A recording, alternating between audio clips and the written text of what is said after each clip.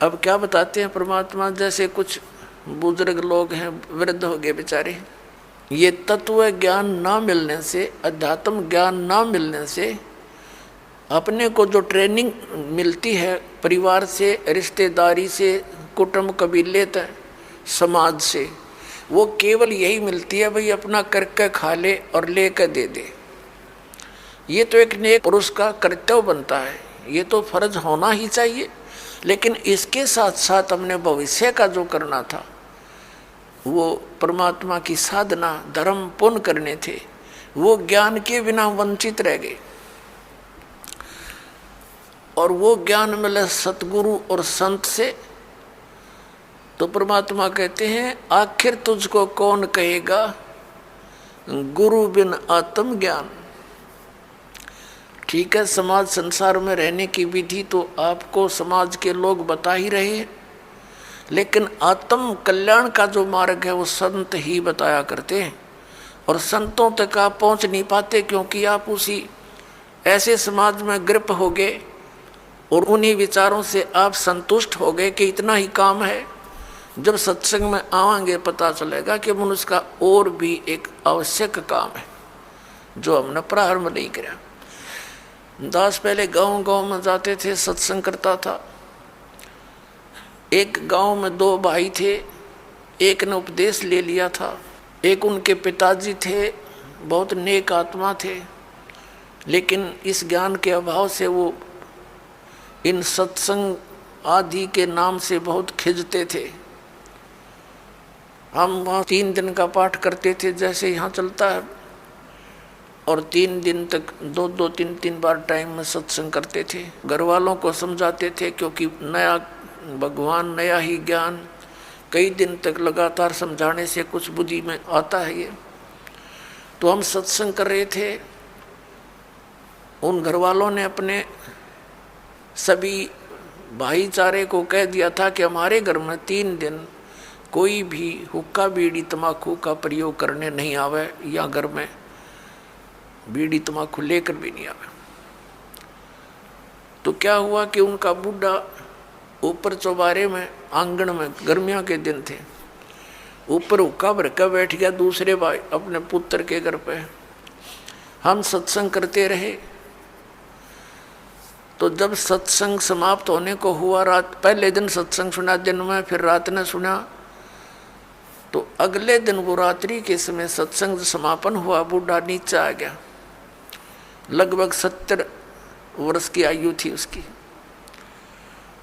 अब वो आके हमारे पास बैठ गया जमीन पे, और उसकी पुत्र वधू ये सोच रही थी बूढ़ा पता नहीं क्या बोल लगा महाराज जी को, पता नहीं क्या कह देगा यू, क्योंकि इनने कभी ये काम देखे नहीं, और पता नहीं क्यों आ गया यू तो बहुत चिढ़ा करता है इन बातों से। वो बैठ के और आँखों में पानी भराया, रोने लग गया। मैंने पूछा क्या बात होगी बाबा, क्या बात है, क्यों रो रहे हो आप? ने बोला जी जो ज्ञान आपने सुनाया, ये बात तो आज तक हमने कदे सुनने को ना मिली। हमने तो लक्ष्मी चंद की रागनी सुनी हैं, और कोई सांग सिनेमे देखे, और मैं तो इतना मेहनती आदमी था। इन पुत्रा के 2-4 किले आवे थे, मैंने इनके 12 किले बना दिए। 12 एकड़ जमीन, 8 एकड़ और मोल ली मेहनत कर करके। और ईब मेरा क्या होगा, मैं तो 70 साल की उम्र होगी मेरी। अब मैं क्या करूँगा, क्या बनेगी मेरे साथ में? मैंने तो इस ज्ञान से सारी रात नींद आनी बंद हो गई, और अब मेरा खाना पीना भी छूट गया। अब क्या बनेगा, मेरा क्या होगा? मेरी तो उम्र जाली। और उसकी पुत्र वधू भी वहीं बैठ की। बूढ़ा आज तो बहुत अच्छा बोला, और वह ध्यान से सुना कि जो क्या हो गया बुढ़े का एकदम। नो बोला जी क्या मेरा भी कुछ हो सकता है? मैंने कहा देखो विश्वास करो, विश्वास करो। अब जैसे कुएं होते थे पहले बहुत गहरे, और उनमें 100-100, 150 फुट नीचा जल होता था।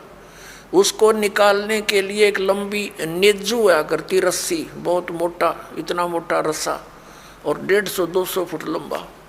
और उसके बाल्टी बांध दी जाती थी और वो बाल्टी से पानी निकालते थे तो 100 फुट दूर तो खींच के ले जाते थे 2-3 जने और फिर बाल्टी से जल निकल आता था। तो मैंने कहा कि जैसे कुएं में बाल्टी जा रही हो और नेजू हाथ से छूट गई रस्सी और वो तो जा रही है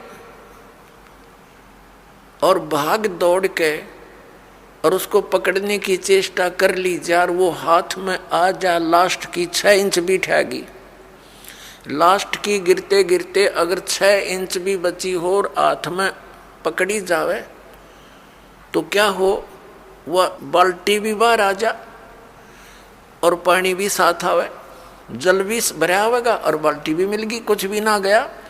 अरनू का जान देव तो जाए ली तो वो तो जा ही रही है, फिर तो पड़ गए कुएं में, हाथ से छूट गया मनुष्य जीवन। मनुष्य जीवन के अंतिम सांस में भी ये सत भक्ति आपको मिलेगी, आपको मनुष्य जीवन मिलेगा, ये गारंटीड बात है।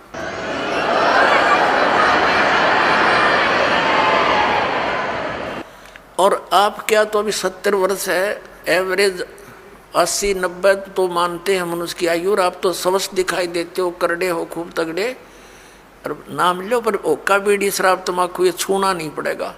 और आन उपासना कुछ नहीं करोगे, ये बाबे गांव घूम में जितने डेरे डारे बन रहे हैं या अन्य जो समाध पूजा तीर्थ व्रत ये नहीं करने होंगे। ने बोला जी मैं तो कुछ नहीं करूं, मेरा पीछा छूटे क्यों करे, और कर करा लिया हमने, सारी उम्र डले डोलिए, मुझे दीक्षा दे दो। उसकी पुत्र वधू कहने लगी दादा ओके बहुत पीवा है तू, नाम लेकर हुक्का नहीं पीना। नो बोला तो देखिए तो एक बार, मन तो पता ही ना था इस बात का, आग लग गई सोके गए, फूकना मैंने मेरा गधा बनूंगा, कुत्ता बनूँ, ब्रांड मट्टी होगी। और संता के वचन है ये झूठे नहीं हुआ कर दे बेटी, तो पुण्यात्मा देख कर भाग जाएंगे बुढ़ापे में।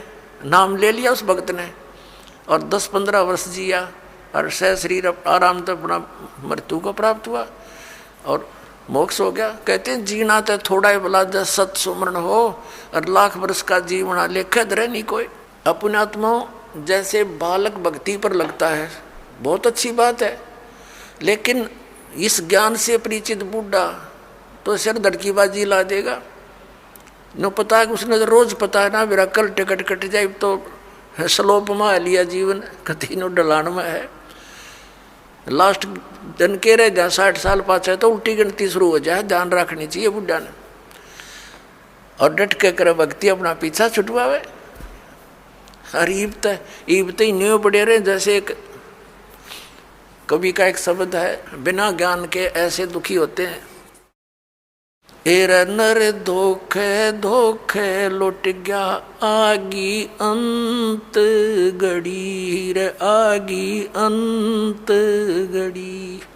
एर नर धोखे धोखे लुट गया आगी अंत गड़ी रे, आगी अंत गड़ी। तो फिर क्या कहता है, पोता ब्यालों या मन में रही और एली करवा दो खड़ी टिकट कटन हो रही है और ये आस्था लाए बैठा है कि हे भगवान एक पोता और ब्याह जा फिर बेशक मर जाऊं, और फिर नो कहे एक छोरे किया एक और मकान बन जा बस फिर क्या कहने बेशक मर जाऊं। बता, इस प्रकार की आस्थाएं अज्ञानता से वृद्ध अवस्था में ये ज़्यादा बढ़ जाती हैं, और जब ज्ञान हो जाएगा तब अपना माला लेके और बैठ जा कुण में, ना ताश खेले, ना होके पाड़े, ना गप्पे मारे, दिन रात एक करके अपना भक्ति करा के पीछा छुड़वावे।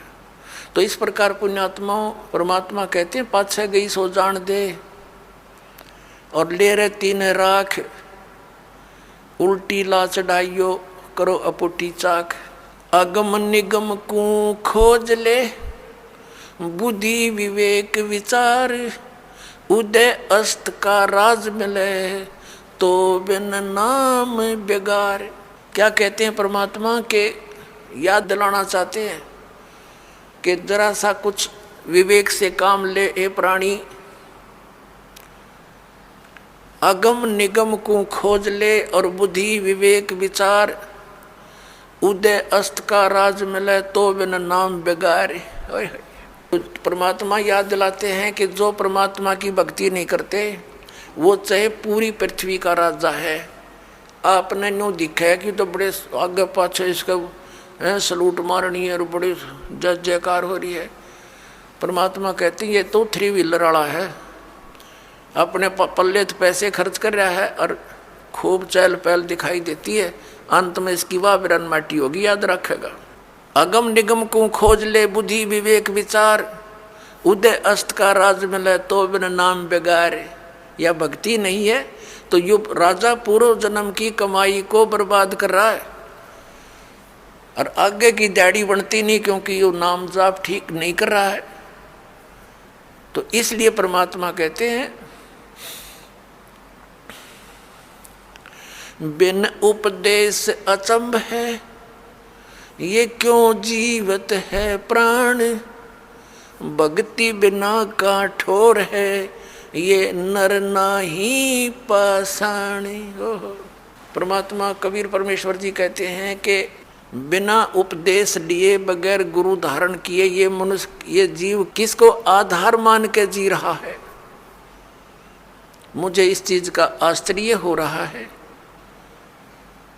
और भक्ति बिना का ठोड़ है, ये नर नाही पाषाण। ये तो पत्थर हैं जब इस मनुष्य जीवन को बर्बाद कर रहे हैं, ना कोई आधार। यदि हम बच्चों को आधार मानते हैं तो हमारी ये मृत्यु हो जाती है, तो बच्चे हमारे कहाँ से हुए। हमारे सामने बच्चों की मृत्यु हो जाती है तो ये आधार निराधार था, हमारा भूल थी हमारी कि हम इसीलिए जी रहे थे। हमारा आधार होना चाहिए मोक्ष, और मोक्ष के लिए पूर्ण संत की आवश्यकता होती है, सतभक्ति की आवश्यकता होती है। तो वो सभी समय संयोग इस कलयुग में आकर इकट्ठे होते हैं जो अब आपके लिए रजा कर रखी भगवान ने। संत पूरा हो, पूर्ण परमात्मा की भक्ति हो, शास्त्र अनुकूल हो, अधिकारी हो नाम देने का,